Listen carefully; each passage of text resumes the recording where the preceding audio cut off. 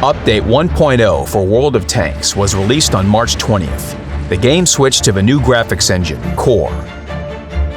It uses new technologies and they need to be set up from scratch.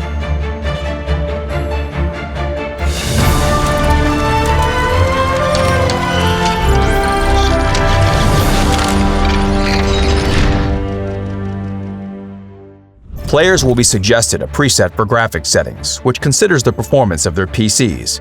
However, if you think that there's still room for improvements, you may select a less demanding preset, or set the graphics quality manually.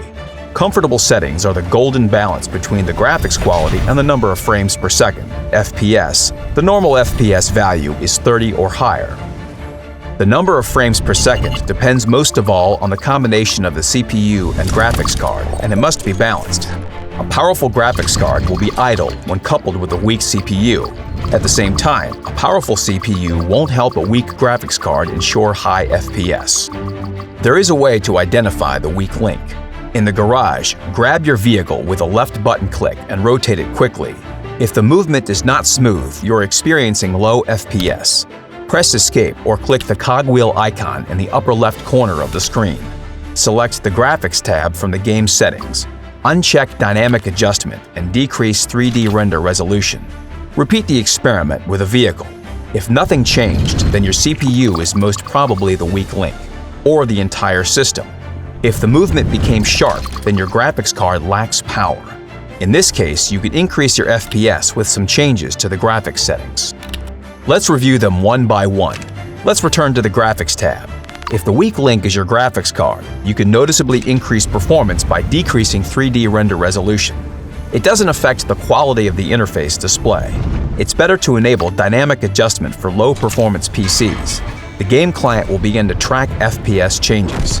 If it drops below a specified threshold and stays at that level for some time, 3D render resolution will be automatically decreased. This will improve game performance during especially heated battles. Let's move to the Screen tab. 3 options are available in the Mode menu: Windowed, Full Screen, and Windowed Borderless. If you need to increase FPS, select Full Screen. It may bring improvements on some systems. The convenience of the other modes lies in the ability to quickly switch between windows. Screen resolution, or window size in a windowed mode. The main difference of this menu from 3D render resolution is that it also affects the game interface. The results are the same.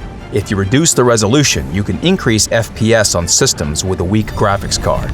But you need to select a value that corresponds to the size of your display as much as possible. Otherwise, there's a risk of distorted geometry and illegible fonts. Vertical synchronization and triple buffering increase the smoothness of gameplay. We recommend enabling it only if FPS in the game is higher than the refresh frequency of your display. For example, if the refresh frequency is 60 Hz, the FPS value should be higher than 60. It's not recommended for graphics cards with 256 MB of VRAM. Field of view impacts your perception of the game. The higher it is, the more objects visible on the screen, which increases control over the situation in a battle, thanks to larger view angles around your vehicle. At the same time, the greater number of objects on the screen increases the load on the graphics card. A smaller viewing angle can increase FPS. The interface scaling, display, and colorblind mode settings have an insignificant impact on performance. Interface scaling will come in handy for those of you with 4K and 8K displays. With resolutions like these, the interface can be too small without scaling. Color adjustment works only with improved graphics. You can observe in real time how the picture changes when filters are applied to it, or set up brightness, contrast, and saturation yourself. Now to advanced graphics settings. Here you can select between standard and improved graphics. Update 1.0 uses the new graphics engine Core. The improved graphics uncovered their full potential. The standard graphics lack many visual effects, but in return provide better performance. If your PC struggles with improved graphics, we recommend selecting standard. FPS can increase considerably. All settings on the Advanced tab have an impact on system performance. By how much depends on many factors: the CPU, graphics card, amount of RAM and VRAM, and graphics settings. You'll need to experiment to find optimal values for your computer. Anti-aliasing removes jaggies from 3D objects. The picture becomes smoother, especially on displays with a lower resolution. Anti-aliasing methods differ for standard and improved graphics. In the latter, anti-aliasing is tied to presets. Enabling this setting decreases performance. The texture quality setting influences the texture resolution. It also conceals the technology for their filtration. Filtration allows for a significant increase in the texture quality on surfaces that are heavily sloped relative to the line of sight. The more you move the slider to the right, the more VRAM is required. Textures are not the only component of objects. They are stretched on a polygonal model. The more details it has, the more realistic it looks. But you won't see all the details from 500 meters away. So there's no point in loading the graphics card. That's why each vehicle in the game has 5 models of different quality. The farther from the observer, the simpler the model used. It allows us to save some computer resources. The Object LOD setting adjusts the distance at which the models switch, impacts the vehicle track's detailing, and has an effect on the overall performance of your PC. Draw distance affects objects that are not relevant for gameplay: trees, small buildings, fences, etc. Vehicles and important objects are always rendered. For example, the lighthouse on the cliff map is visible at any position of the slider.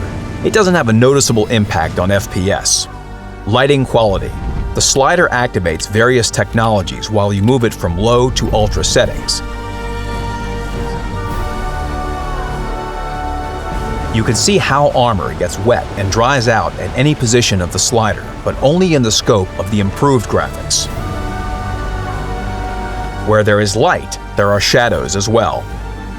The setting affects the quality of dynamic shadow processing within the whole draw distance. The standard render uses so-called baked shadows that have been rendered beforehand. The improved render uses static and dynamic shadows simultaneously. The ultra settings now have particle shadows such as fog. The shadows, as well as the lighting quality settings, affect FPS dramatically. Post-processing.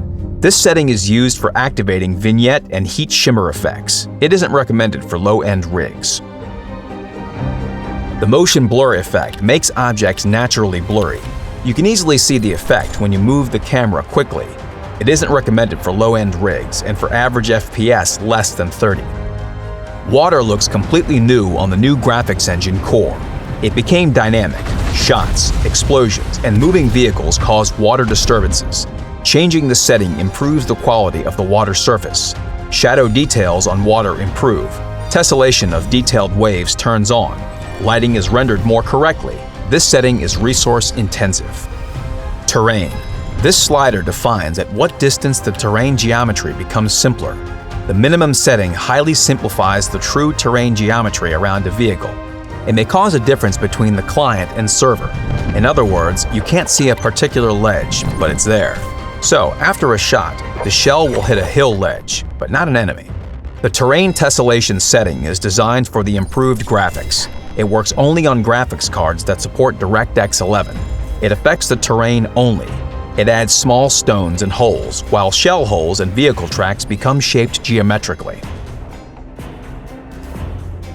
The next setting works the same, but for the sniper mode. When this setting is on, it increases the level of detail within a 50-meter radius from the player. It only works when the terrain tessellation setting is on. Both settings differ in their resource intensity. The vegetation settings are resource intensive, and they make World of Tanks much more beautiful. Vegetation quality affects the quality of trees, grass, and bushes. This setting additionally impacts the complexity of calculations of wind rocking the trees. Properties of the grass density setting are clear from its name. If you uncheck the foliage transparency and grass in sniper mode checkboxes, you can slightly increase the performance of your system. Now about the visual effects. Extra effects quality. The off position leaves just sparkles and tracers. The closer this selection is to the maximum, the more sparkles, explosions, and fire shown in the game. Extra effects in sniper mode control the same, but for the sniper mode. Both parameters affect the performance of a system. It's recommended to set these parameters to low on low-end rigs, so you can better determine the location of explosions. The Enhanced Destruction Physics setting conceals the Havoc destruction technology. If you check this box, objects on a map will be destroyed much more realistically. This feature works only for the improved graphics and affects FPS. Only players can see the feature. It doesn't affect gameplay. It's not recommended for low-end CPUs. Track effects improve the image with water, snow, and ground splashes coming from behind the tracks. And one last bit of advice on how to boost performance. This is relevant for single and dual-core CPUs. It isn't related to the graphics settings, so if you turn off sound completely, you can obtain a solid performance boost. That's all about settings. Let's sum it up. The new graphics engine Core shows its full potential only with improved graphics enabled. Try to play with it. Even in the case of a low-end PC, you shouldn't set all of the settings to minimum. You can increase some of them, so you'll get a beautiful image without FPS drops. High FPS to you, and good luck on the battlefield.